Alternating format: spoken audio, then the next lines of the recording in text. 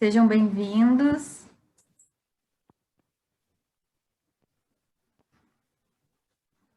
Bom, acho que o pessoal vai entrando aí ao longo dos próximos minutos. Nós vamos iniciando, então, nosso evento do dia de hoje, com uma grande satisfação que o Centro de Estudos da Procuradoria do município de Porto Alegre, em parceria com a Escola Superior de Direito Municipal e a Associação dos Procuradores, organiza esse ciclo de palestras sobre a nova lei de licitações. Eu sou a Bruna, procuradora do município de Novo Hamburgo, e agradeço ao CEDIM e à Associação dos Procuradores de Porto Alegre, na pessoa do Dr. Rafael Ramos, o convite de estar aqui hoje. É uma alegria e uma honra para mim representar o município de Novo Hamburgo e a Procuradoria Geral do município que eu trabalho, mediando esse evento ao lado desses dois grandes especialistas no tema, a doutora Aloísio e a doutora Viviane. Bom, o primeiro evento desse ciclo de palestras, ele ocorreu na sexta-feira passada, e nós contamos com a presença do Dr. Rafael Maffini. Ele falou das suas primeiras impressões sobre a nova lei de licitações. Hoje, então, é o segundo dia, o segundo evento, né? Teremos mais palestras ao longo desse mês de abril, e hoje nós contamos com a participação dos ilustres palestrantes, Dr. Aloísio Zimmer, advogado, mestre e doutor em Direito pela URGS, árbitro na Câmara de Arbitragem da Federação, autor de diversos livros jurídicos, e ele abordará o tema compliance nas contratações públicas sob a ótica da nova lei de licitações. Também a doutora Viviane Maffisoni, ela é advogada, assessora especializada em licitações e subsecretária substituta na Central de Licitações do Estado do Rio Grande do Sul. Trabalha como servidora pública efetiva desde 2010, com experiência em gestão pública, licitações, planejamento de compras, gestão e fiscalização de contratos administrativos. Ela falará sobre o direito sancionador, sob a ótica da nova lei de licitações. Então, eu agradeço aos palestrantes pela disponibilidade de estarem aqui conosco hoje, dividindo seus conhecimentos. Espero que todos aproveitem as apresentações, essas palestras, possam tirar suas dúvidas sobre essa temática que está despertando muito interesse e curiosidade, né? As perguntas vocês podem ir mandando pelo chat e, ao final, elas vão ser passadas por mim aos palestrantes para que elas possam ser respondidas. Sobre a temática, eu vou me arriscar aqui a fazer uma breve introdução e, desde logo, passar a palavra para o doutor Aloísio Zimmer. Embora muitos comentários eu já ouvi e li sobre a nova lei de licitações, a recentíssima lei de licitações, embora esses muitos comentários que eu tenha lido e visto, eles manifestam certo desapontamento e preocupação com as disposições da nova lei, o fato que a gente não pode negar é que ela trouxe vários aspectos modernos e que o objetivo é conferir mais lisura e transparência aos processos de contratação com o poder público. Especialmente em relação às regras de compliance, né, nas contratações e também nas questões de aplicação de penalidades, as atuais previsões são bastante relevantes e inovadoras. E é exatamente sobre esse ponto que o Dr. Aloísio Zimmer vai falar com a gente, vai explicar, né, e passo desde logo a palavra para ele. Dr. Aloísio. Bom dia a todos e todas. Fico muito honrado, muito feliz de ter recebido este convite, em especial pelo contato direto que o Rafael Ramos, procurador do município, me fez. Imagino representando não só a Escola Superior de Direito Municipal, mas também o Centro de Estudos de Direito Municipal e outras instituições que ajudam na organização deste evento. Também achei muito legal, essa é a palavra que eu pensei em usar, de dividir esse espaço com a Viviane, com a doutora Viviane, porque ela tem um trabalho muito sério em uma área que é tão sensível em qualquer governo, em especial numa estrutura grande que é o Estado do Rio Grande do Sul, na medida em que ela e outras tantas mulheres desenvolvem um trabalho muito sério, muito respeitado e muito rigoroso no âmbito das licitações. Veja que o Estado do Rio Grande do Sul praticamente não tem problemas, não tem debates, não produz insegurança em relação a essa área, né? As discussões que ocorrem dentro dos processos administrativos, que é exatamente como deve acontecer. Mas não se fala de internalização de editais, de direcionamento, e o número de processos licitatórios diários que passam pela estrutura do Estado é um número absurdo. Então, eu diria que esse é um lado muito bonito, um lado muito correto, que funciona no Estado do Rio Grande do Sul, servindo de exemplo para outros estados, e quando falo isso, eu sei que estou falando em nome de muitas outras pessoas. Então, queria te parabenizar, Viviane, por esse teu trabalho, e eu sei que ele é reconhecido. Ele é reconhecido. Bom, muito obrigada desde já. O tema específico, né, o recorte específico proposto para mim, e isso é muito bom, é o tema do compliance nas contratações públicas. Para chegar neste ponto principal, é importante que a gente diga o seguinte. Bom, estamos diante de uma nova lei de licitações, a Lei 14.133 de 2021. Esta lei, ela representa uma continuidade ou uma descontinuidade em relação à tradição estabelecida no direito administrativo brasileiro? Se essa pergunta me fosse feita, e eu estou me fazendo essa pergunta, eu teria convicção de dizer que ela representa uma continuidade. Isso não quer dizer, de início, um defeito. Ao dizer que ela representa uma continuidade, eu estou, na verdade, estimulando aqueles que têm um conhecimento razoável da lei ainda vigente, e por muito tempo continuará vigente, a Lei 8666 de 93. Estou dizendo que aqueles que têm o conhecimento da Lei 8666 de 93 vão fazer uma transição mais tranquila quando estiverem buscando, no detalhe, a Lei 14.133 de 2021.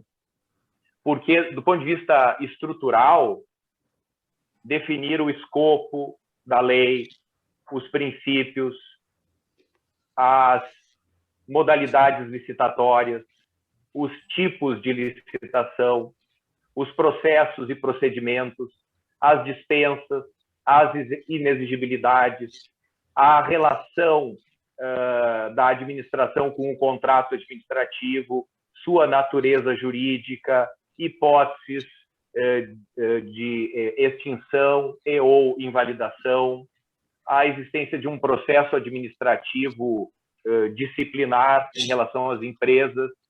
Neste voo panorâmico, nesta primeira leitura, há uma continuidade ao respeito a um certo esqueleto principal e fluxogramas usados para compreender o modelo anterior podem, em certa medida, surgir de novo para compreender o novo desenho proposto pela lei de licitações. Então, como ponto de raciocínio, sim, representa uma continuidade. Agora, sim, existem elementos de ruptura.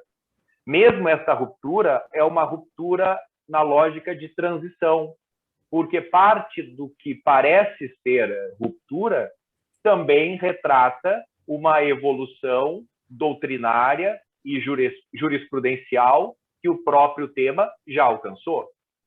Então, de novo, aquele que tem uma experiência real com a lei de licitações e sabe que ela sempre será uma lei móvel na medida em que a realidade testa os seus limites a todo momento, porque ela tem esta característica. Bom, esta nova lei, ela fotografa uma realidade, em grande parte, daquilo que nós já estávamos vivendo no direito administrativo. Porque se tem algo que aparece nos debates envolvendo a lei de licitações, é o princípio do formalismo moderado. Bom, ele está colocado ali de forma mais clara.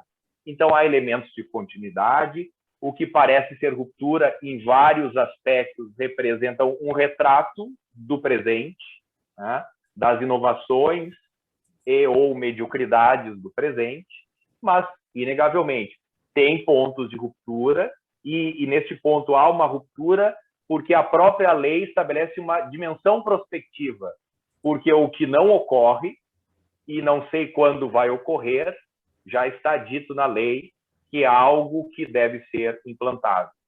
E isso que quase não existe e que a lei sinaliza como importante, bom, justamente esse é um ponto que eu tenho que tratar, o compliance nas contratações públicas.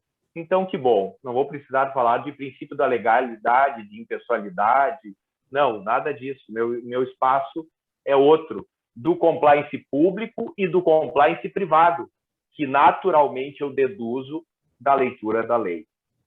Claro, e também acho importante dizer isso, na lógica da deslegalização,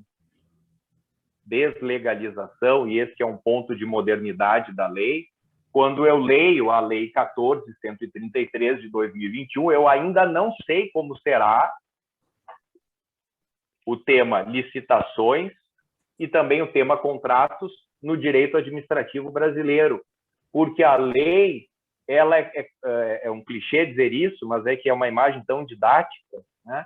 A lei é quase a ponta do iceberg, porque esta lei, como cada vez mais está acontecendo nas leis contemporâneas, ela anuncia a ideia e diz que depois resolverá o problema em explicar exatamente como esse negócio vai ser, jogando para os regulamentos. Não é o tema de hoje, mas é um tema que eu tenho estudado bastante, o saneamento, a Lei 14.026. Bom, tá, agora eu entendi, está aqui a lei, entendi o novo marco legal do saneamento. Calma, porque a agenda regulatória da ANA, e essa agenda já é de conhecimento público, tem a possibilidade aí de mais de 40 normas infralegais que serão produzidas para que só então talvez eu comece a entender como a lei vai ser. Sem contar que haverá um descasamento entre a lei vivendo, a lei transformando realidades e a agenda regulatória que prevê algumas respostas só para depois. Com a lei de licitações, será igual, porque lendo a lei de licitações, por exemplo, no tema que é do meu interesse aqui, o compliance nas contratações públicas, as principais respostas eu ainda não tenho. Caberá ao governo federal a regulamentação. Estados e municípios vão acatar ou vão fazer os seus próprios. E se fizerem os seus próprios, se instaura aqui uma inquietação que é própria do mundo dos programas de integridade. Porque é uma empresa que tem contrato com a Corsan, que tem contrato com a Saneago, que tem contrato com o estado do Rio Grande do Sul, e depois pode ter contrato com o município de Porto Alegre, precisará ter uma espécie de programa de integridade móvel, colocando penas mais ou menos coloridas, na medida em que o que vai se exigir para dizer que aquele programa de integridade é efetivo ou não é, pode trocar de um lugar para outro.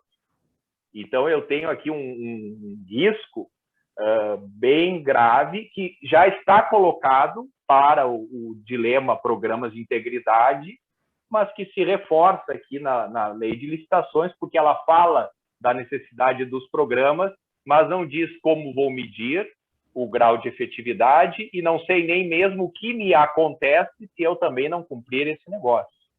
Cai o contrato, a multa será elevada, como é que isso vai se solucionar de maneira efetiva? Bom, então esse fenômeno da deslegalização, ele está presente em pontos essenciais ao longo da lei, de toda a lei, não é apenas agora, né? Então a lei é um pedacinho da história. Mesmo sendo um pedacinho da história, ela já é maior do que a lei anterior, ainda que a tese seja diminuir formalismos, diminuir procedimentos, né? Então ela é maior sob a explicação de que ela será menor. E ela é maior ainda porque aí fica muito claro que as verdadeiras respostas virão de uma ação regulatória no âmbito federal, talvez estados, talvez municípios.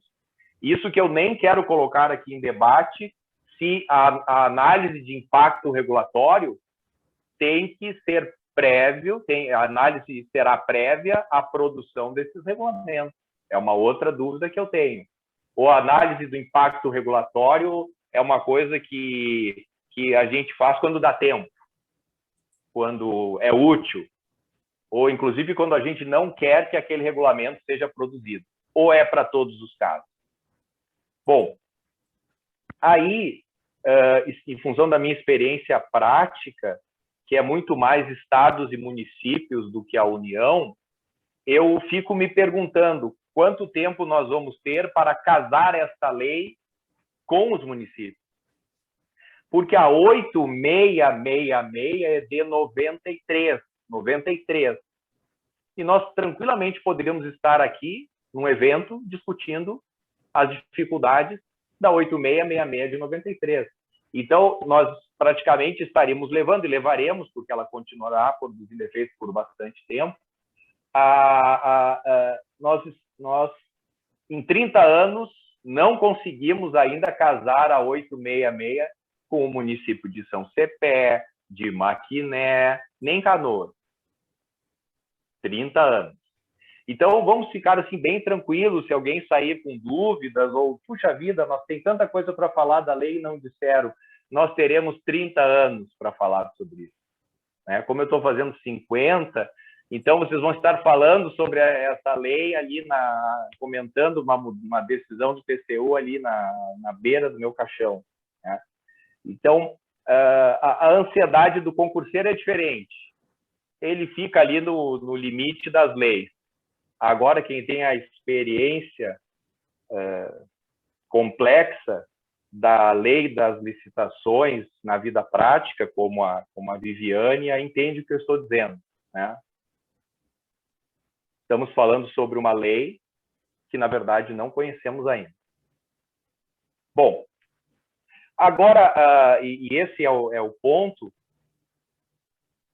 quando eu leio a 14.133, ela surpreende, na medida em que no artigo 6º, inciso 22,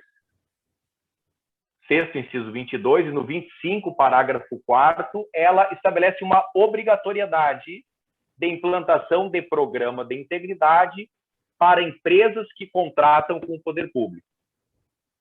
Artigo 6º, inciso 22, 25, parágrafo 4º. Nesses dois lugares, o que ela está dizendo? Obras, serviços, fornecimento de grande vulto. Impõe para a empresa contratada o programa de integridade. Bom, mas grande vulto é um conceito jurídico indeterminadíssimo, que a lei tenta concretizar. Quando este contrato ultrapassar o valor de 200 milhões, isso é grande vulto. E se eu tenho grande vulto, a necessidade do programa de integridade. Agora, vamos imaginar um contrato de 200 milhões em São Cepé, Maquiné, Livramento. Os municípios do Rio Grande do Sul, porque eu até acho que essa lei é para o Brasil. Obviamente que alguns estados e quase todos os municípios ficam totalmente fora da realidade dessa nota de corte. E aí vem uma questão jurídica, técnica fundamental. Pode o Estado, lei estadual, pode o município, lei municipal, redefinir o conceito de grande vulto, jogando esses valores para baixo, trazendo para as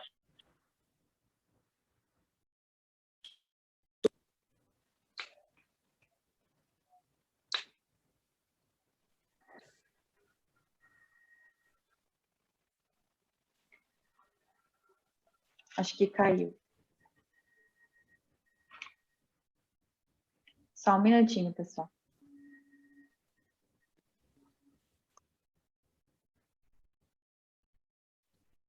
Estão me ouvindo? Deu um corte, tudo certo? Voltou. Estamos te ouvindo. Voltou. Tá bom. Só a imagem, bom, então... doutor, que não está aparecendo. Ah, mas eu juro que eu não apertei nenhum botão. Eu estou aqui parado. Ele caiu sozinho. Voltou. Dessa vez não fui eu. Normalmente, quando acontece, fui eu, mas dessa vez não fui eu. Bom, mas eu estava dizendo, pode o município e o Estado trazer para a sua realidade, produzindo lei estadual com um valor inferior a 200 milhões? Eu afirmo categoricamente que sim. Se eu abrir a janela para explicar isso, é demorado, eu vou até lá e volto. Então, assim, eu juro, sim, ele pode. Porque a lei de licitações está lá no 22, inciso 27 da Constituição Federal, combinado com o 37, inciso 21. Ela é norma geral e norma específica para a União, norma geral para estados, norma geral para municípios. Claro que estados e municípios não têm por tradição no Brasil legislar sobre o tema, mas isso seria um outro evento. Aliás, essa palestra eu já dei lá no tempo da 8666 de 93. E, claro, nesse ponto, a lei de licitações, a nova, ela continua com esse erro. Porque a lei das PPPs, por exemplo, que é uma lei relativamente moderna, ela organiza. A 11.079 de 2004, do artigo 1º ao 13, ela é lei nacional. Do 14 em diante, ela é lei federal. Então, se eu abro a lei das PPPs, eu sei o que é para todos e eu sei o que é só para a União. Aí o Estado olha a lei das PPPs e vê qual é o lugar que entra a sua lei das PPPs. E o município também. Então, a lei das PPPs é organizada. Do 1º ao 13, norma geral. Do 14 para frente, é norma específica, norma federal e não nacional. A 8666 era assim. A 14.133 também. Ela tem artigos de lei nacional e artigos de lei federal. Mas ela não diz para o público leitor, para o curioso, o concurseiro, o advogado, o servidor público, quem é de qual. Eu estou trazendo um exemplo, e eu tenho certeza desse exemplo. Estados e municípios podem interferir lá no artigo 6º, interferir no 25, parágrafo 4º, e redimensionando o que é grande vulto, criar a obrigatoriedade dos programas de integridade. Na verdade, a lei de licitações ela ficou talvez premida pelas circunstâncias, ela quis entrar nesta onda do compliance, dos programas de integridade, mas não quis entrar muito, então entrou assim só um pouquinho. Olha, eu dei a minha contribuição e saiu correndo, porque pensem bem, né? Mesmo para o âmbito federal, eu entendo que os patamares deveriam ser outros. Só que a lei de licitações ela não quis ser protagonista nesse debate. Porque, em certa medida, quem tinha que ser protagonista neste debate falhou. Que é a lei anticorrupção, a 12.846 de 2013, que deveria ter trazido lá essa obrigatoriedade. Diz apenas que ter programa de integridade é bom, até reduz a punição, um incentivo que é muito fraco, ele só parece um bom incentivo para discurso de autoajuda de eventos de compliance, meu amigo André Pontin, mas não é um incentivo real. Não adianta só propagandas na televisão dizendo que usar o cinto no carro é bom, a lei precisou obrigar. E o meu pai é daquele povo que comprou camiseta com o desenho do cinto de segurança para poder continuar dirigindo a sua Brasília sem cinto de segurança. Então, precisa ter, nós vamos criar a cultura depois que a lei obrigar. Fora isso, é discurso de autoajuda. Bom, a lei anticorrupção não quis assumir essa responsabilidade. Estados e municípios, muito lentamente, por enquanto é só discurso, estão começando a assumir essa responsabilidade. As leis anticorrupção estaduais e municipais.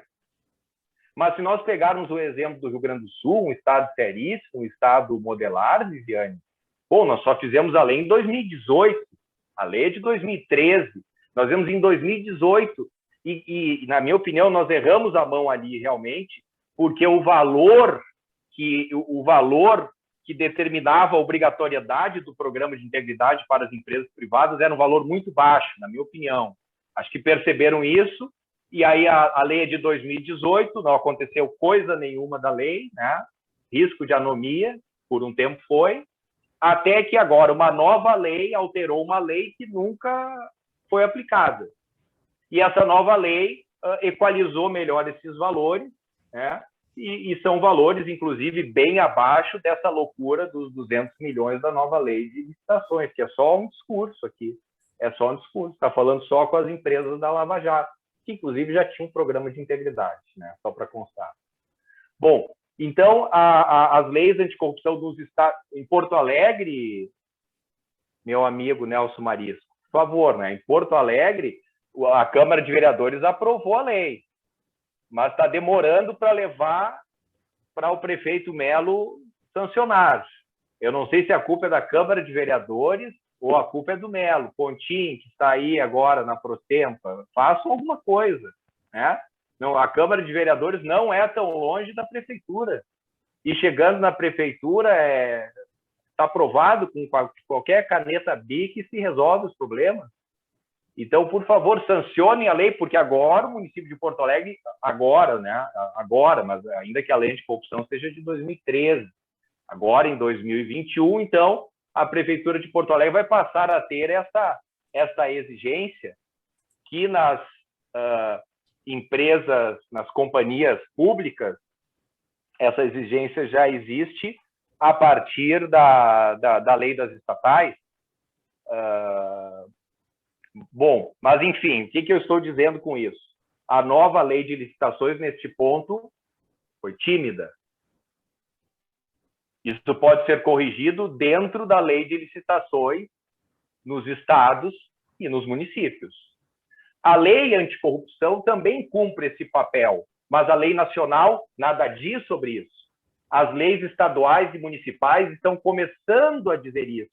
A do estado não viveu na prática ainda, Rio Grande do Sul. Porto Alegre, também, zero. Digo um zero respeitoso, né? Zero para dizer, ainda não aconteceu. Zero. E se eu pensar nos municípios do Rio Grande do Sul, é menos zero. Então, não existe. Olha que bonito isso. O grau de ruptura que a nova lei de licitações está propondo. Uma ruptura mitigada, por exigir programas de integridade de uma parte muito restrita dos contratos. A lei de Porto Alegre, se aprovada, é mais agressiva até do que o estado do Rio Grande do Sul. Agressiva no bom sentido de dizer, para um número maior de contratos e para, inclusive, uma parte maior do orçamento público que migra para o privado nesses contratos e que estarão sob o controle de programas de integridade. Então, essa questão do compliance privado no Rio Grande do Sul, a partir da nova lei de licitações, tem uma caminhada para fazer. Porque a própria lei diz, ou não diz, ou diz que vai dizer depois. Tá, mas tudo bem, tem que exigir programa de integridade. Mas o que eu tenho que ter? Engajamento da alta administração, e como é que eu provo isso? Eu tenho que ter os códigos todos, quais, eu tenho que ter canal de denúncias, de que formato vai ser aceito, e o treinamento e o monitoramento. Bom, tudo que precisa.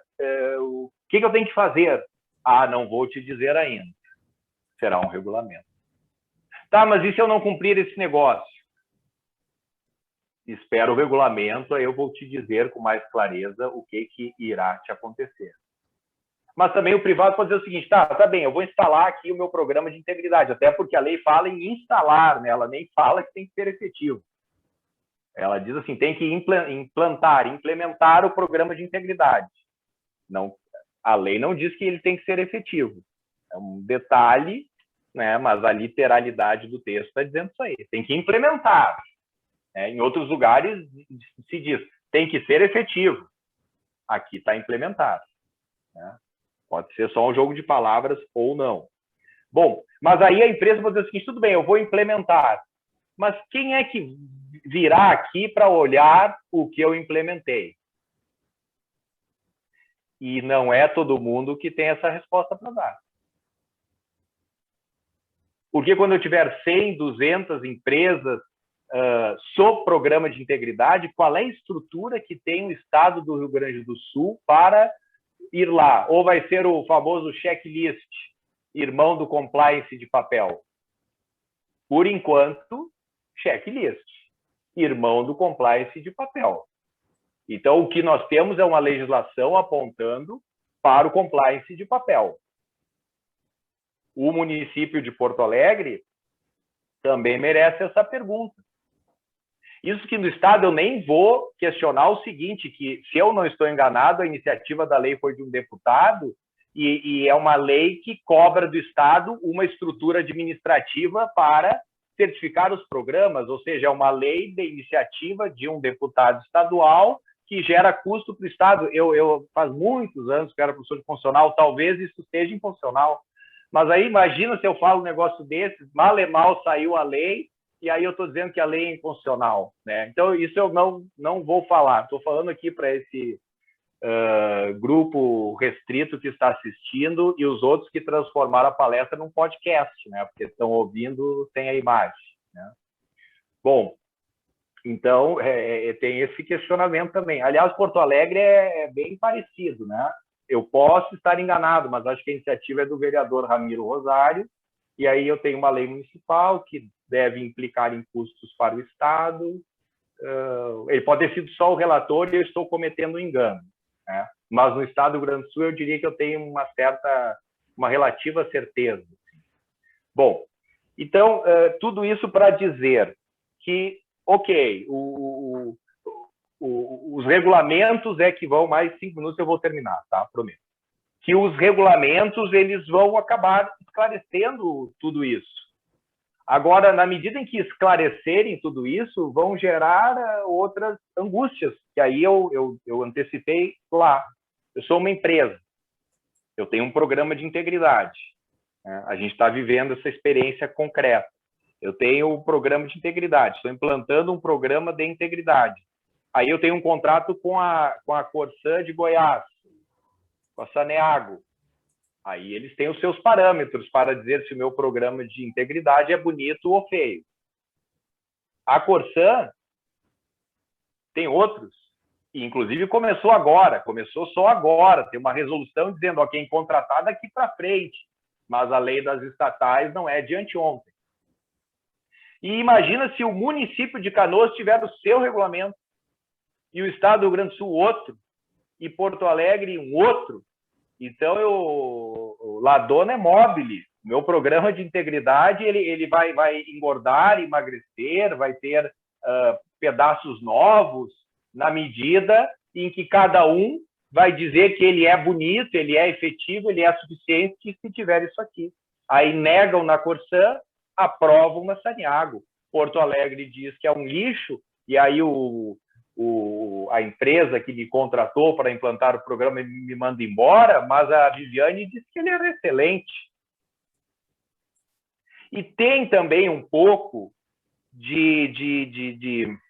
não vou dizer que é falsidade, porque é melhor alguma coisa do que o nada. Só que aí então, bom, eu tenho que ter programa de integridade, ou porque a nova lei de licitações exigiu, ou porque Porto Alegre exigiu, ou Estados Unidos, eu tenho que ter. Tá, mas como é que é isso? Eu tenho que ter. Eu ganhei a licitação, eu assino o contrato. Tem 180 dias para mostrar. Agora, se tem uma coisa que tem valor em um programa de integridade, é data. É data. E quando eu digo que tem 180 dias para implantar, eu estou autorizando a empresa a ter um programa de integridade de 180 dias. E aí ele terá uma péssima data, porque ele não tem vida. Porque ele vai apresentar um canal de denúncia zerado, porque ele não terá feito investigações internas, porque o programa de integridade não será conhecido, ou eu vou ter que fazer um curso intensivo com os servidores. Conhecemos o programa de integridade, tivemos uma aula de 2 semanas. Não, mas é que esse programa tem 180 dias. Esse programa, ele sempre será de papel em 180 dias. Jamais a empresa terá absorvido a cultura de um programa de integridade se está valendo mostrar, depois de 180 dias, para ser analisado por quem? Por enquanto, ninguém. Então, assim, eu achei linda essa nova lei de licitações, tenho gostado muito de estudá-la. Pode parecer estranho isso, mas era um tema que eu adorava dar aula no passado, né, quando eu fazia bastante isso. Mas ela está abordando temas que estão muito iniciais, né? E para terminar mesmo, porque depois pode surgir uma oportunidade de falar disso no segundo momento, a lei ela é tímida para exigir o compliance privado, mas ela é definitiva em exigir o compliance público da União, estados e municípios. E eu anotei apenas alguns artigos que eu vou referir, porque sempre tem um concurseiro de plantão aí para anotar artigo de lei, né? Mas o artigo 5º, o 7º, o 11, parágrafo 4º, é espetacular esse artigo. Repito, o 5º, o 7º, o 11, parágrafo 4º, o 103, o 6º, inciso 27, o 147, o 148, o 169, o 170, o 171 e o 173. Eles sozinhos são uma aula de compliance público. E aí, claro, a vida real ela é duríssima. A vida real é duríssima, porque a lei é belíssima ao, nestes artigos, mostrar para o poder público que ele precisa evoluir na sua governança. Ele usa expressões modernas, alta administração, matriz de risco, gestão por competência. Até para o Tribunal de Contas está exigindo uma preocupação com a realidade nas suas cautelares para dar respostas mais rápidas em curto prazo. Então, ela tem assim pontos de inovação muito importantes. Agora, tem a União, tem os estados e tem os municípios. Eu imagino, e termino em 2 minutos agora, eu imagino aplicar segregação de funções em municípios do Rio Grande do Sul. Que o agente de contratação, quando existir, na vida real, ele joga a bola para escanteio, bate o escanteio, faz o gol, vai no VAR e anula o gol. É tudo, o agente de contratação faz tudo isso. Ele faz a pesquisa de preço e depois é o fiscal da obra. Então, segregação de funções, separar a fase interna da fase externa, nós vamos ter que cortar servidor no meio. Nós vamos ter que contar com CCs para fazer isso. Não dá para se iludir que serão só os servidores que ocupam cargo efetivo. A comissão de contratação vai ser toda de CCs, porque nem tem gente nos lugares. Mas não faz mal.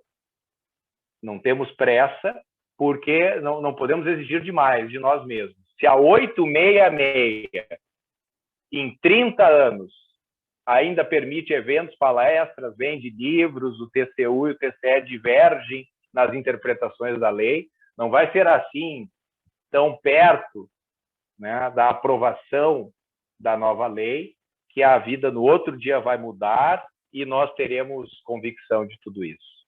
Então, eu agradeço a oportunidade, né? Agradeço também a todos aqueles que estão assistindo. Todos nós estamos na mesma situação. Esses dias, lendo um conto que eu achei que abordou bem o que a gente está vivendo, né? Nós estamos num imenso congestionamento. Só que quando os nossos carros pararam, nós achamos que aquilo lá ia durar, assim, 2 minutos. Depois durou uma semana e a gente foi se acostumando ali dentro do carro, começou a conversar com as pessoas do lado de fora e nós estamos há 1 ano nesse congestionamento. E ele gerando reflexões novas, escolhas novas, mas a tendência é quando esse congestionamento passar e os carros voltarem a rodar, a vida volta mesmo ao normal. Nós vamos, inclusive, continuar ruins, como em geral nós somos, né? Não nós aqui, pessoas tão especiais reunidas. Então era isso, essa era a minha primeira contribuição. Muito obrigado. Obrigada, doutor Aloísio, por por contribuir com tanto conhecimento sobre essa novidade legislativa, né, que tanto causa curiosidade e também um pouco de medo, né, assim. E eu acho que é um grande desafio estar falando sobre ela, assim, tão rápido, né, de uma maneira tão rápida desde a publicação. Afinal, ela foi publicada nesse mês, início desse mês. Estamos falando dela há muito tempo, mas ela é recente, né? Então, eu acho um grande desafio. Gostaria de te parabenizar e te agradecer por todas essas contribuições. Ouvindo tudo que foi falado, algo me ficou na cabeça, que a gente tem que ter um cuidado, pelo que eu entendo, assim, em relação ao compliance, a essas normas, que a exigência desses mecanismos, se desacompanhada de um mecanismo de aferição e de mensuração da efetividade, ela pode gerar mais descrédito do que resultados positivos.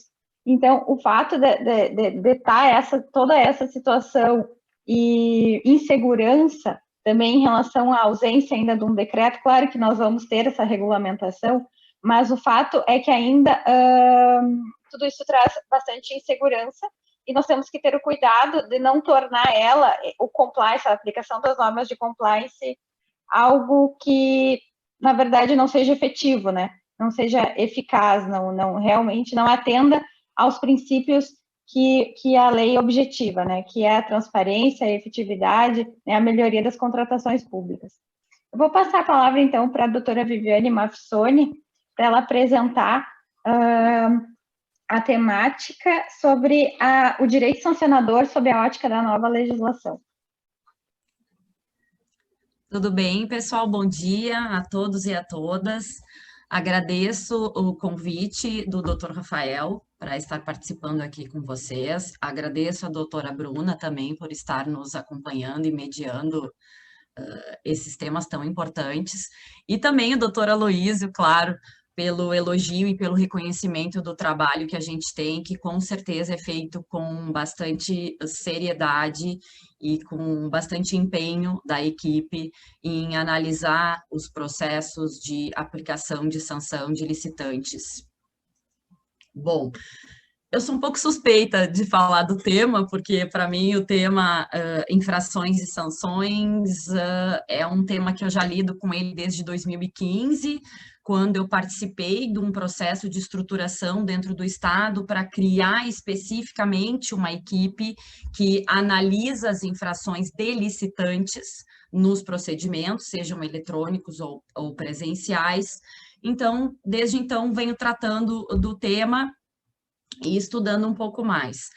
A lei faz uma vinculação importante em relação aos programas de integridade, fazendo com que eles sejam, de alguma forma, auferidos ou verificados no caso da avaliação de uma dosimetria ou de avaliação em relação à conduta do licitante. Claro que o perigo é que isso aconteça, como o doutor Aloísio falou, que vire programas de integridade de gaveta, que alguns licitantes vão ter para, em determinado momento, se beneficiar junto a um processo de apuração de responsabilidade. O programa de integridade, ele também vem como um requisito para ser avaliado quando da reabilitação de um licitante que teve uma sanção de inidoneidade aplicável. Então, acho que esse tema tem bastante relação. Mas vou passar de um aspecto muito mais prático em relação às previsões, né, dos artigos. Uma lei bastante extensa, mas eu acho que em alguns capítulos ela veio de forma muito didática, e o capítulo das infrações e sanções é bastante didático, coisa que a 8666 trazia em poucos artigos. A Lei 10.520 do pregão trazia apenas no artigo 7º a previsão da descrição de algumas condutas, né, e a sanção a ser aplicada, assim como a lei do RDC. Então, a nova lei, ela traz uma descrição específica das condutas. A gente tinha uma falha na 8666 que não trazia isso, e era aplicável aos procedimentos que nelas são regulamentados. e a gente tinha apenas uma descrição de condutas e o sancionamento na lei do pregão. O artigo 155 da nova lei, ele traz as descrições que já constavam no RDC e no artigo 7º e inclui algumas situações um pouco diferentes, como é o caso do artigo 155, inciso 2, que fala que quando o licitante dar causa à inexecução parcial do contrato e que ela cause um grave dano à administração ou ao funcionamento dos serviços públicos. Essa previsão não tinha em nenhum instrumento desses que eu já citei. Outra situação é o inciso 8º desse artigo 155, que descreve as infrações, quando ele fala que apresentar declaração ou documentação falsa exigida para o certame ou prestar declaração falsa. O termo prestar declaração falsa, ele não vinha descrito na legislação, era uma construção de normas esparsas e jurisprudência.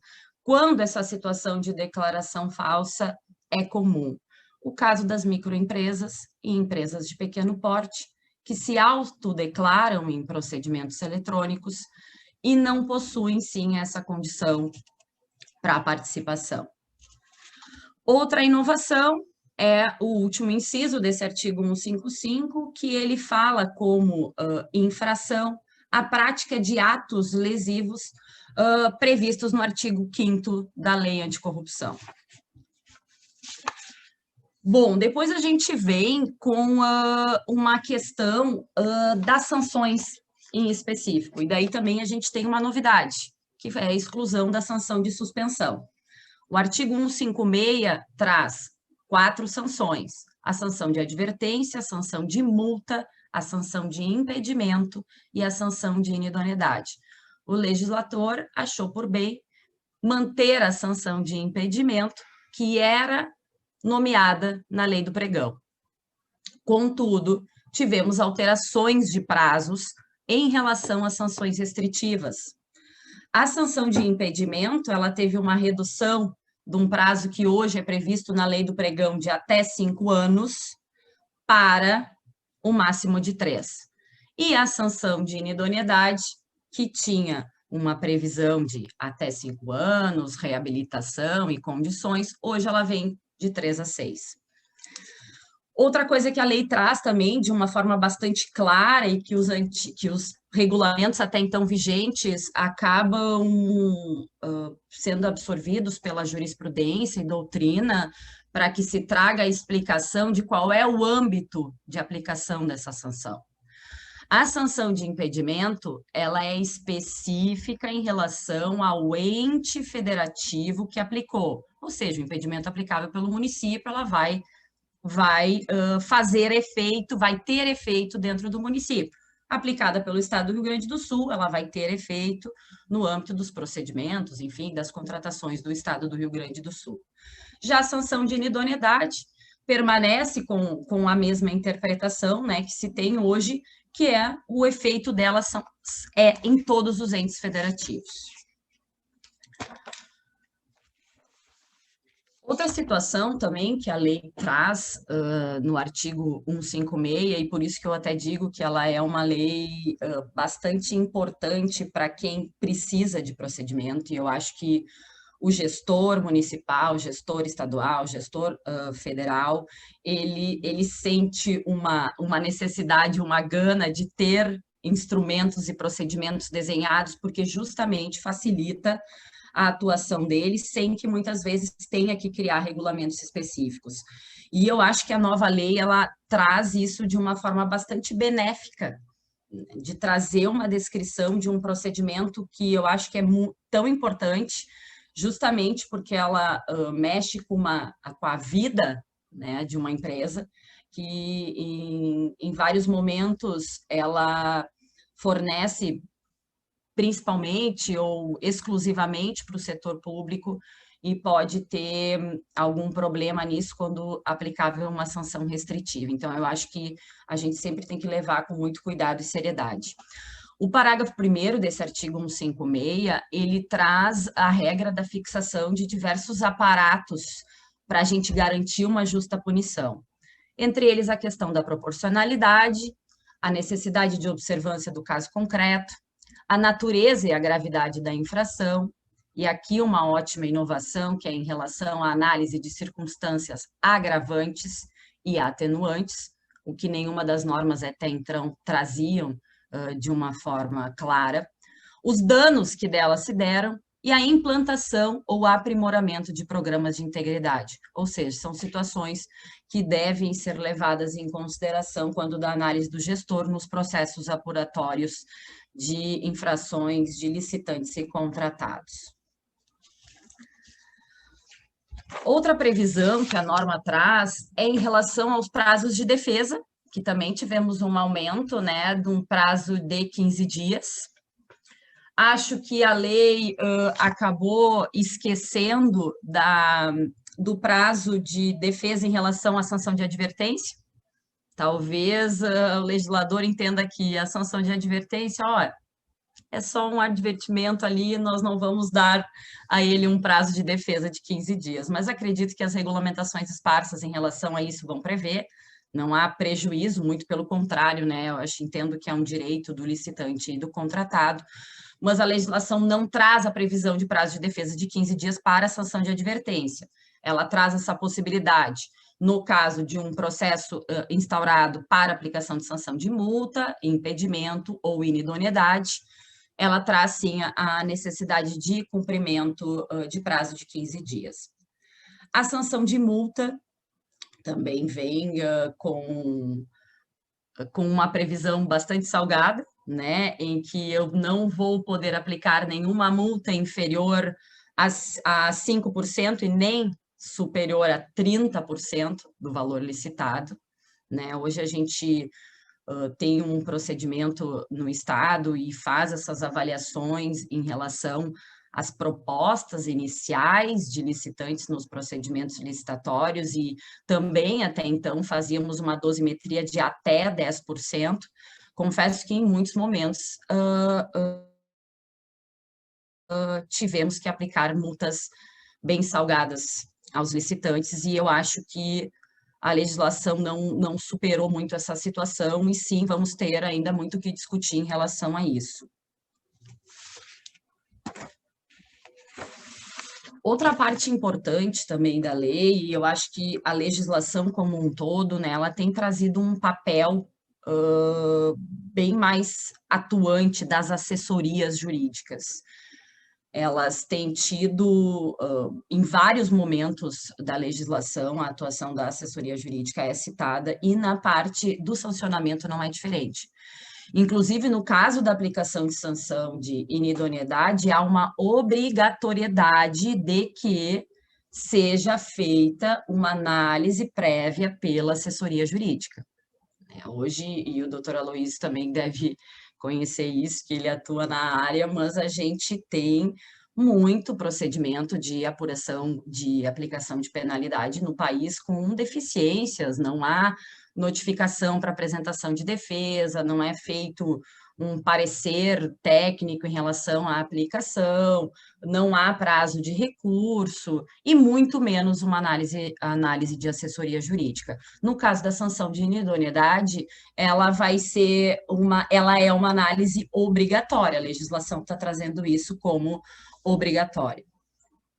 Ainda trazendo questões procedimentais da lei, e como eu já digo e repito, a questão do sancionamento veio bastante procedimental, que me deixa muito feliz, que eu acho que é um facilitador muito grande para regulamentações internas de procedimento. Mas o artigo 158 da norma, ele traz a necessidade de instauração de processo, né, porque a gente tem situações aí que a gente vê no país de aplicação de sanção que sequer há instauração de um processo específico, apuratório, então a legislação traz como uma obrigação a instauração do processo, a necessidade da constituição de uma comissão de, no mínimo, 2 servidores estáveis, e aí eu lembro e repito de novo, doutor Aloysio, quero ver como é que os municípios vão lidar com isso, né, em que a gente tem um único servidor que trabalha com todo o procedimento licitatório, mas entendo sim que é uma garantia muito importante para o licitante, para o contratado e até mesmo para o próprio agente público como um todo, essa necessidade de uma comissão composta por no mínimo 2 servidores. No Estado, para vocês terem uma ideia, a gente tem uma comissão hoje na Central de Licitações, uma equipe, na verdade, que a gente chama, composta de 3 pessoas. E realmente a gente sempre faz uma análise nesse sentido com várias pessoas firmando o parecer técnico aplicador de sanção. Também traz a lei como procedimento a necessidade de providências, né, desta comissão, que vai ser a condutora desse procedimento, de intimação para manifestação do licitante. Oportunidade da solicitação em produzir provas, que também é uma novidade que não pudesse estar sendo cumprida nesse momento, mas está trazendo como um procedimento, então, o que se torna obrigatório de cumprimento em todos os órgãos da administração. E com esse deferimento do pedido de produção de provas ou com provas juntadas, o licitante ainda assim vai poder apresentar alegações finais, ou seja, mais uma oportunidade do licitante se manifestar. Também falamos sobre a questão da previsão da prescrição, né, que deve ocorrer das infrações em até 5 anos, né, que também é uma inovação da lei em relação à matéria. Outra coisa também que traz, que a gente acaba sempre gerando uma confusão, e sim, é confuso em relação à aplicação da lei anticorrupção. Confesso que, enquanto procedimento dentro da Central de Licitações, a gente não trata dessa matéria, né? A legislação regulamenta outras autoridades para tratarem sobre o tema, como a Procuradoria-Geral do Estado e a Contadoria e Auditoria Geral. Mas o artigo 159 da lei, ele fala que as infrações desta lei, ou seja, da 14.133, e também tipificadas na lei anticorrupção, serão apuradas e julgadas conjuntamente, nos mesmos autos, observados o rito procedimental e a autoridade competente definido nesta referida lei. Portanto, acho que aqui vai gerar maior dúvida de procedimento, não saberia dizer como isso vai ficar, mas acredito que a gente ainda vai ter bastantes anos pela frente para poder cumprir o disposto nesse artigo. A lei, ela também trata de uma outra situação que a gente teve que fazer uma construção bastante robusta ali na Central de Licitações, que é a respeito da desconsideração da personalidade jurídica em processo sancionador administrativo.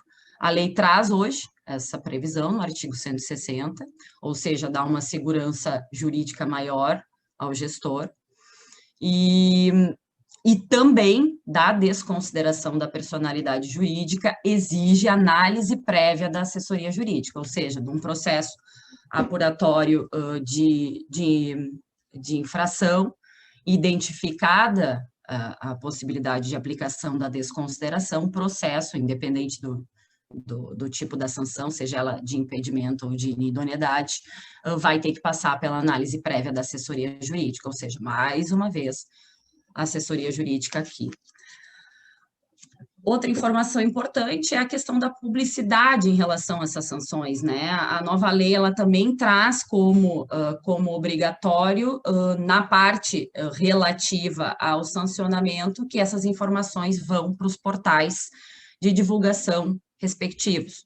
O Estado do Rio Grande do Sul, por exemplo, possui um portal chamado Cefil, que é o Cadastro de Fornecedores Impedidos de Licitar, e de que as informações deles são reportadas ao SEIS, que é o Cadastro Nacional de Empresas Inidôneas e Suspensas de Licitar e Contratar. Ou seja, ela traz essa obrigatoriedade justamente para dar efetividade à aplicação da sanção, como no caso de uma sanção de inidoneidade aplicada por um município ou aplicada por algum outro estado, para que nós possamos tomar conhecimento dela e impedir um licitante de participar de um procedimento, eu preciso ter essa informação num portal, sob pena de estarmos licitando ou contratando com alguma empresa que esteja sancionada. E isso acontece, já em diversos momentos recebemos algumas notícias ali na central por publicações no Diário Oficial e que a sanção não estava em nenhum portal. Então, tivemos que correr atrás da informação para justamente não correr o risco de estarmos cometendo uma ilegalidade na participação desse licitante. Uma última previsão em relação à questão das infrações e sanções, e eu acho também extremamente importante, é o caso da reabilitação. O último artigo da norma, que é o 163, ele traz as regras de reabilitação, coisa que a 8666 não trazia. Ou seja, no caso de uma aplicação de sanção de impedimento, cumprido o prazo mínimo de 1 ano, bem como demais condições, o licitante ou contratado poderá ser reabilitado. No caso da aplicação de sanção de inidoneidade, cumprida 3 anos dessa sanção e determinados requisitos, ele vai poder ser reabilitado. Bom, quais são os requisitos? Uma análise jurídica, também prévia, que a gente precisa ter, justamente para ter um parecer conclusivo em relação a esses requisitos de habilitação, mas ele precisa reparar o dano, pagar multa, cumprimento de condições definidas no ato punitivo, por exemplo, no caso também de uma aplicação de sanção, de impedimento e de inidoneidade, eu preciso constar no ato, preciso ter a previsão no ato punitivo de quais são as condições que ele deve cumprir para ser reabilitado.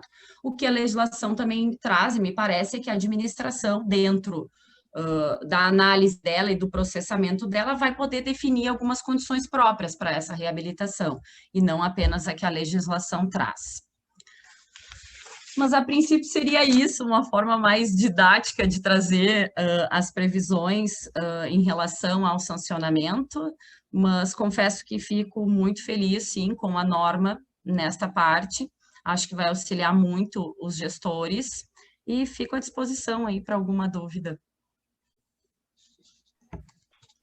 Bom, a doutora Viviane foi muito didática, né? Ela trouxe uma varredura da lei, né, dos pontos principais em relação à questão das penalidades, e eu, pela leitura que eu fiz, eu também entendo que seja a parte onde mais teve alterações, né, e alterações bastante relevantes. Algumas coisinhas que eu gostaria de destacar, na questão ali da reabilitação, como condição para reabilitação e também como condição para aplicação das penalidades, a gente verifica que também existe, é considerada o aperfeiçoamento e a implantação dos programas de integridade. Então, isso é bastante interessante, porque além da obrigatoriedade que vem prevista lá no artigo 25, parágrafo 4º, ele vem previsto também, né, o compliance, a aplicação do programa de integridade como critério de desempate, como condição para reabilitação e como condição para aplicação da penalidade, o que reforça a previsão inicialmente lá da obrigatoriedade. Então, achei essa questão, acho que vale ressaltar. Outra coisa, eu acho que essas disposições sobre as penalidades, elas vêm de uma forma bastante positiva sobre o controle do contrato, né? Eu acho que a partir dessas normas, o contrato ele é mais bem controlado, digamos assim. E mais uma coisinha que eu gostaria de também até ouvi-los mais, e é algo que também diz bastante a respeito às procuradorias dos municípios, procuradorias do estado, enfim, e os responsáveis, né, pelas licitações, pelos procedimentos, é sobre a atuação da assessoria jurídica. Pela leitura ali do artigo 54, ele teve alterações, né? Então, ele vem previsões que o processo licitatório, na elaboração do parecer jurídico, o órgão de assessoramento jurídico da administração deverá apreciar o processo licitatório conforme critérios objetivos prévios de atribuição de prioridade. Redigir sua manifestação em linguagem simples e compreensível de forma clara e objetiva, com apreciação de todos os elementos indispensáveis à contratação e com exposição dos pressupostos de fato e de direito levados em consideração na análise jurídica. Eu acho que essas questões são bastante importantes também, e gostaria de ouvir um pouco mais sobre esse ponto.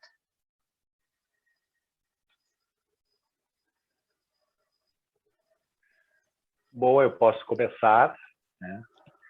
E eu destacaria duas questões. Uma, que as assessorias jurídicas, então, por um lado, estão fortalecidas, né? Momentos importantes, e isso está ainda mais claro na nova lei, momentos importantes do processo licitatório dependem do filtro da assessoria jurídica. De um lado, isso pode ser bom, mas do ponto de vista da assessoria jurídica, aumenta o risco. Porque normalmente os pareceres dados pela assessoria jurídica do mundo real, né, Brasil, Rio Grande do Sul, muitos municípios, esses pareceres se dão em condições assim precárias, porque os processos administrativos geralmente estão mal instruídos, quase sempre. E isso, de um lado, também é um convite para o procurador que, atacando essas formalidades, manda o processo voltar, e nós precisamos que alguém vá até uma área degradada, com população sofrida, e alguém, um representante do poder público, precisa ir lá, virar aquele pneu que está com água empoçada e está transmitindo dengue. Então, nós precisamos de alguém que vá lá virar o pneu. E na mesa do assessor jurídico, o processo volta e revolta, porque a Secretaria da Saúde, a Secretaria da Administração não conseguem instruir um processo, não conseguem fazer a sua parte. Então, eu mesmo já vivi essa experiência prática assustadora de dar pareceres em processos que as páginas ou dados relevantes, no final, elas surgem em inquéritos presididos pelo Ministério Público, que estava bem longe naquela hora, que um problema bem real de gente sofrida estava sendo resolvida pela caneta do procurador. Então, esse descolamento da realidade, que a presença da LINDB lá no artigo 5º, na lista dos princípios, vai tentar minimizar, mas não consegue, né? Esse é o assessor jurídico, ele tem que falar. Se ele não falar, as coisas não acontecerão. Só que ele passa a estar muito mais exposto. E, repito, isso pode representar, na vida real, uma dificuldade muito grande do processo terminar, porque os procuradores que têm a vocação de não deixar os processos terminarem ou dizerem não, estarão assim, atuarão em ambiente confortável. Então, isso é uma dúvida de consequência prática. E também algo que não será resolvido neste debate, mas precisa ser colocado, e a Viviane falou muito bem. De um lado, eu tenho um processo administrativo de responsabilização na lei de licitações. Isso já existe, está na nova lei. E assim deveria ser, pelo menos, esse processo de responsabilização sofre a incidência da teoria da responsabilidade subjetiva. Ao mesmo tempo, o processo administrativo de responsabilização que decorre da lei anticorrupção, muitas vezes pelos mesmos fatos, tem como linha de orientação, está expresso na lei, a aplicação da responsabilidade objetiva. Então, eu vou dar a resposta, é um absurdo. É um troço assim que não faz nenhum sentido. Inclusive, isso deveria estar nos mesmos autos. Não pode, né? Uma coisa não tem nada a ver com a outra. Deveria existir só uma, ou as duas serem a mesma coisa. Agora, uma responsabilidade subjetiva, a outra responsabilidade objetiva. Talvez os mesmos julgadores, dependendo de como cada lugar regulamentar isso. Os mesmos fatos, os mesmos julgadores, o mesmo advogado, Então, vira sempre responsabilidade. Eu tenho que me defender sempre como se fosse responsabilidade objetiva. E aí, quem julga, escolhe. Claro que não escolhe, é só uma provocação acadêmica. Mas é uma loucura isso. E levaram anos discutindo, pagos por nós, e subiu, e grandes pessoas foram ouvidas, e no final, é isso. Se isso é disrupção, eu não quero disrupção, né?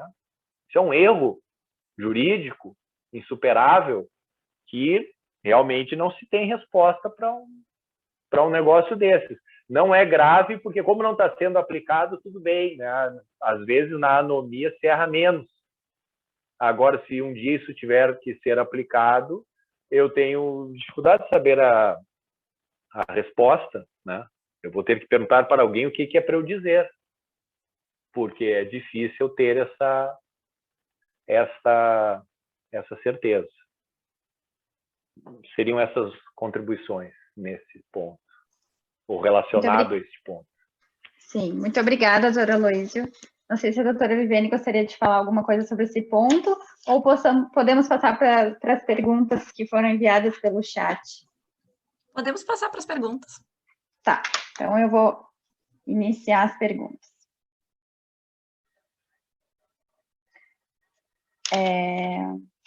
Só não me foi passado aqui o nome das pessoas que perguntaram. Deixa eu ver se eu encontro aqui.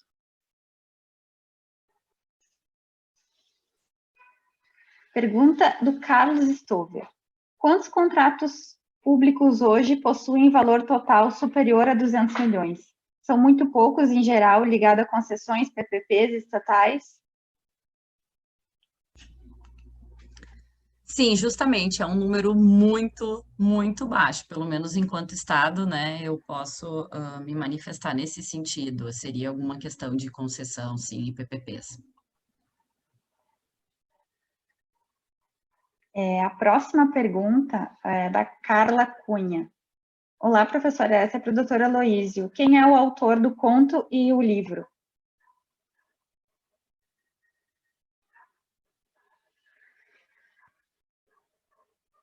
Está sem áudio. Bom, o conto é espetacular, transformador, pena que não foi escrito por mim, né, obviamente. É Júlio Cortázar, e o nome eu tinha anotado até aqui perto. Ah, tá aqui, A Autoestrada do Sul. A Autoestrada do Sul. Não, é maravilhoso, ele não é longo, né, e ele passa exatamente esse sentimento, porque na medida em que o tempo do congestionamento aumenta, as pessoas se organizam como sociedade, escolhem líderes, se separam, passam para o carro do lado, passam a ter outras necessidades, prioridades, o que era antes chegar a tempo do jantar que alguém preparou já tornou-se relevante, e depois os carros voltam a andar, depois de alguns anos, e todo mundo volta a ser igual. Legal. Tem que ler, muito ainda legal. Que eu tenha contado o fim dele. Mas é um conto de sentimento. É conto de sentimento. Tem que ler e sentir e sofrer um pouco também. Obrigada pela dica.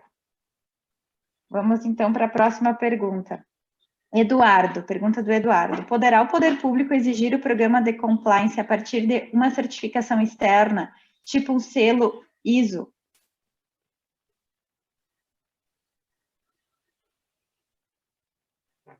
Queres responder, Viviane, ou eu respondo? Como tu quiser. Pode responder. Olha, eu acredito que é o que vai acabar acontecendo.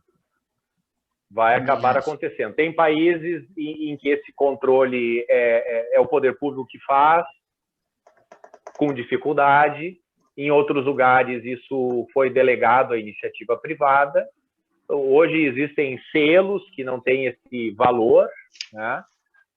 Mas há uma tendência, na minha avaliação, num futuro próximo, de privatização das avaliações dos programas de integridade. Por quê? Porque o poder público, o cenário não é esse, né, de montar estruturas, de abrir concursos, de pessoas qualificadas e bem remuneradas fazendo esse trabalho, até porque é uma espécie de areia movediça. Quanto mais se mexer, mais afunda. Quanto melhor fizer o trabalho, maior a estrutura necessária.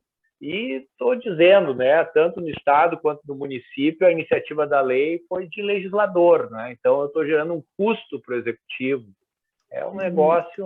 Mas eu acredito que isso será privatizado, uns são contra, outros são a favor, mas a outra alternativa é não acontecer. Na minha visão, é não acontecer, como não está acontecendo, né? A CGU não é capaz de fazer... Se o governo federal não tem condições de fazer, não serão os estados e os municípios. Minha opinião, né, respeitosamente, nem sei se isso é o ideal, talvez não seja, né, o ideal, mas qual é a outra alternativa? Será assim, então, em breve? Justamente com toda a dificuldade que a gente já tem hoje no papel de um gestor e fiscal de contrato, né? A gente ainda tem que fazer com que, e muito me parece que na gestão contratual vai acabar ficando para o gestor e fiscal de contrato avaliar o programa de integridade hoje, se tu...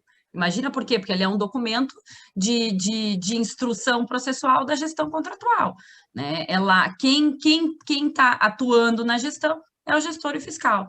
E de pensar que eles vão ter que fazer esse tipo de avaliação, acho bem complicado.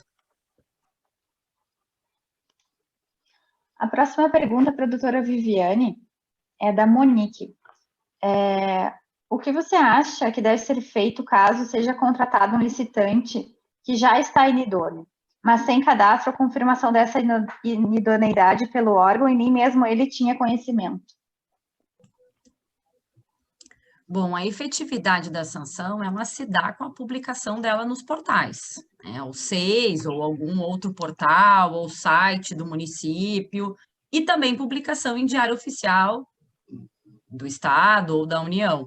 Acredito que a segurança jurídica maior que teria era de impedir ele de licitar ou contratar quando tivesse uma publicação, no mínimo, em algum meio de ampla publicidade. Fora isso, dentro de um processo administrativo, numa prefeitura, seria, enfim, muito frágil.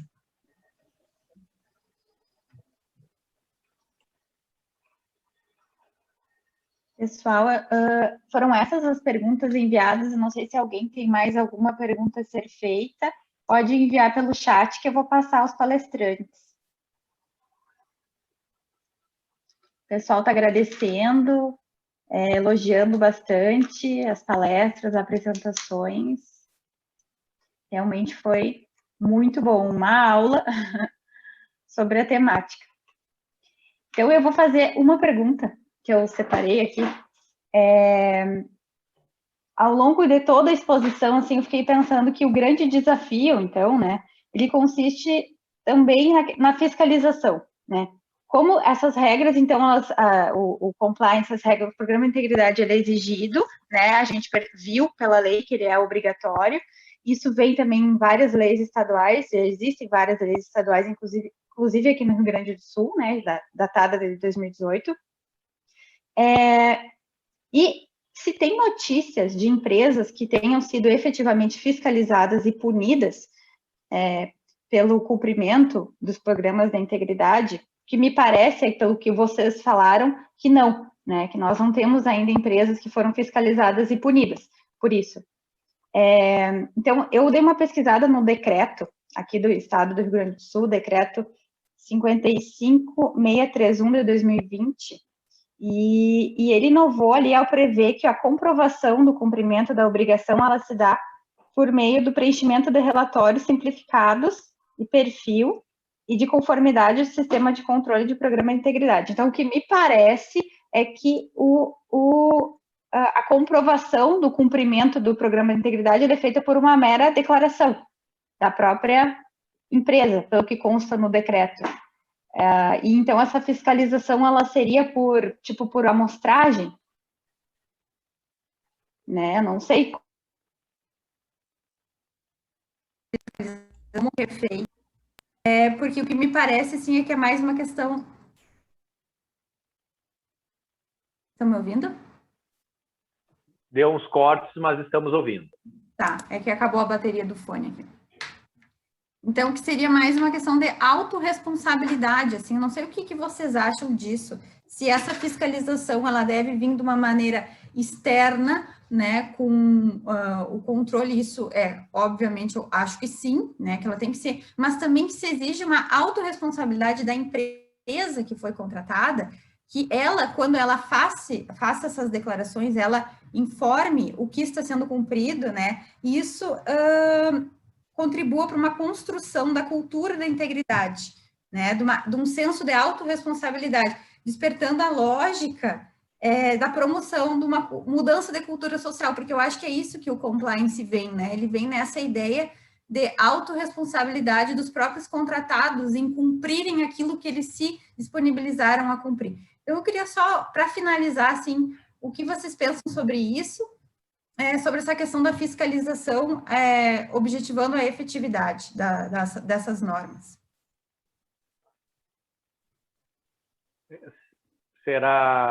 Bom, primeiro, as empresas precisam acreditar que o programa de integridade é algo que vai lhes fazer bem. Quando existe a obrigação legal, pelo menos elas se obrigam a fazer. Acreditar é bem diferente. E eu vou dar um exemplo concreto, até para falar, assim, de novo, né, da vida real. Nós temos grandes empresas na área da construção civil do estado do Rio Grande do Sul, que elas dizem, sim, temos um programa de integridade, aderimos ao programa X. Então, na verdade, eles contratam um sistema, né, pago lá um valor mensal de R$ 1.200 e alimentam esse sistema com as informações, vão alimentando as informações e o sistema gera códigos, né, vem o canal de denúncias já colocado, o link do canal de denúncias. Então, com R$ 1.500 está implantado o meu programa de integridade.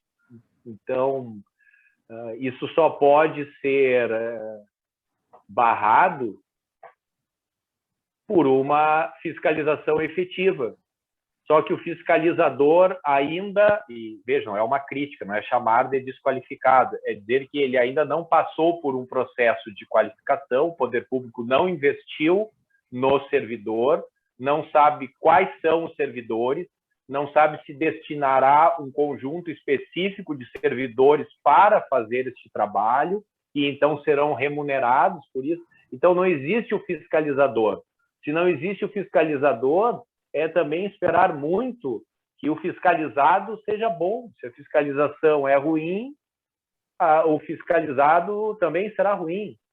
E se não há fiscalização, o que o fiscalizado vai apresentar? Então, por enquanto, não vou dizer que é uma miragem, mas as coisas, muito embora a exigência dos programas de integridade tenha uma data anterior a este momento que nós estamos vivendo, está tudo começando agora.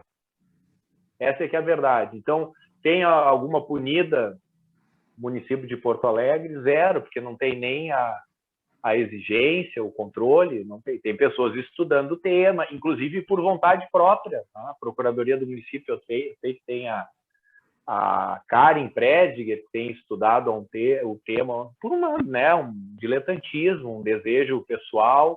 Uma pessoa que era uma referência no estado do Rio Grande do Sul, que era o Douglas Casagrande, né? O Douglas foi cedido para a Corsan, então era a pessoa que falava, inclusive, pela controladoria, e era a pessoa que estava liderando esse processo também por iniciativa própria. Foi lá, estudou, buscou, virou professor no tema, foi fazer na Corsan. Então, eu nem sei quem no estado, lá na controladoria, está tratando desse assunto. Então, né, nós todos somos pessoas que nos conhecemos, sabemos os nomes, do que nos alimentamos, né, onde trabalhamos, sabemos tudo isso. Então, precisam surgir novas pessoas, novos atores, ou o Estado formar uma convicção de que vai delegar para alguém.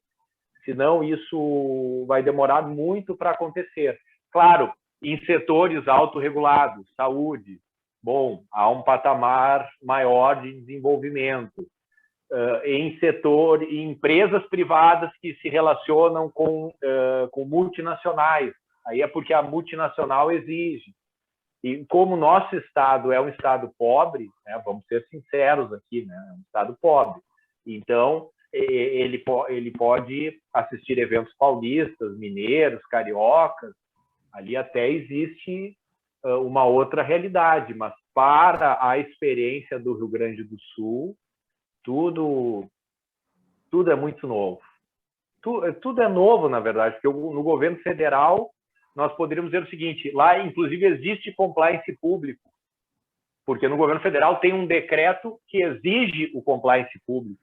Então eu afirmaria que do ponto de vista formal ele está implantado no governo federal. Mas aí o governo federal, que tem a implantação do compliance público, consegue, passando por todos os controles, primeira linha de defesa, segunda linha de defesa, terceira linha de defesa, 17 linhas de defesa, ele gasta milhões de reais na compra de medicamentos sem amparo na ciência. Me expliquem isso, não é uma questão ideológica, é uma questão de razoabilidade. Então, onde estão os controles? A primeira linha de defesa, a segunda, a terceira, cadê a CGU? Onde estão todos? Cadê esse processo administrativo que gerou essa compra? O parecer jurídico? Eu tenho curiosidade de saber. Então, no lugar que são os que dão as palestras para nós, que nós assistimos, que nós copiamos os modelos, que nós citamos nos livros, como é que é essa experiência real do governo federal? Então, até a gente precisa ficar envergonhado que em Porto Alegre não tem, que no Rio Grande do Sul não tem, que nenhum município do Rio Grande do Sul efetivo, com início, meio e fim, também não tem. Mas há muita esperança no mundo, mas não para nós, eu diria.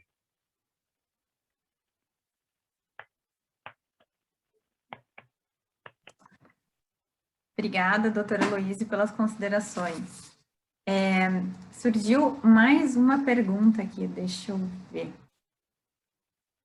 A Monique, ela gostaria de complementar a pergunta anterior à doutora Viviane sobre inidoneidade, que já viu ocorrer em municípios pequenos. Publicação da declaração apenas em mural da prefeitura e não publicação em diários oficiais. O que poderia ser feito nesses casos, pois nem mesmo a empresa tinha conhecimento da inidoneidade, o que gerou a nulidade de todos os contratos sucessores a este. Mais uma vez, eu reforço que eu acho que é uma condição do processo sancionador uma publicidade efetiva. Claro que, né, enfim, deve ter acontecido uma conduta, o tamanho da gravidade dela, mas independente, ainda assim também sou de um órgão público que poderia estar fazendo sentido, mas qualquer sancionamento que não tenha tido uma publicidade desse tamanho, que não vai fazer com que os demais órgãos tomem conhecimento justamente para fazer uma anulação dos contratos, não vai ser efetivo. Talvez o que ela está falando é o seguinte, olha, teve uma publicidade em determinado município, lá no mural, na sanção de inidoneidade, e a partir disso, todos os contratos com o município foram extintos. Deve ter sido nesse sentido, né? Bom, qual foi a instrução processual? Em algum momento, o contratado tinha conhecimento desse processo? Porque, mais uma vez, se ele não tinha conhecimento do andamento desse processo apuratório, mais uma situação que faz com que, muito provavelmente, administrativamente, ele não consiga, que judicialmente ele derrube esse sancionamento. Por quê? Porque tu precisa ter o contraditório em ampla defesa, ele precisa tomar conhecimento do que ele está sendo acusado, né? Perfeito. Mais uma sugestão, na verdade, do André Luiz Pontin. Fica a sugestão para um próximo evento, a relação entre a nova lei de licitações e a lei das estatais, especialmente em consideração o fato das empresas públicas estarem dos dois lados deste balcão, como contratadas pelo poder público e como entes da administração pública indireta. Obrigada pela sugestão, André. Pessoal, então, sei se os palestrantes têm mais alguma consideração a fazer. Caso contrário, a gente já vai se direcionando para a finalização e encerramento deste evento. Bom, para quem está começando esses estudos, no site do escritório nós temos um e-book que a gente vem produzindo na medida em que a lei evolui.